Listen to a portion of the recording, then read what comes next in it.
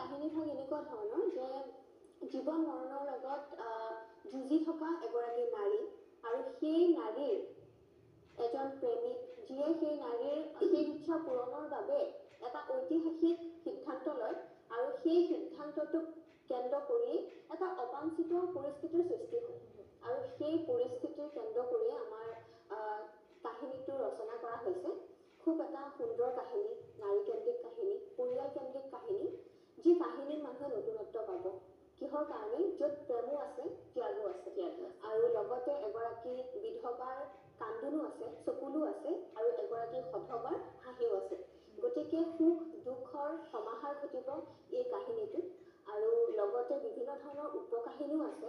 যিসমূহ উপকাহিনী আমাৰ সমাজত বৰ্তমানো চলি থকা যি বৰ্ণ বৈষম্য নাইবা ধনী দুখীয়াৰ যি প্ৰভেদ নাইবা ভেদাভেদ তাক কেন্দ্ৰ কৰিও বহুতো উপকাহিনীৰ সৃষ্টি কৰা হৈছে গতিকে এই কাহিনীটোত দৰ্শকে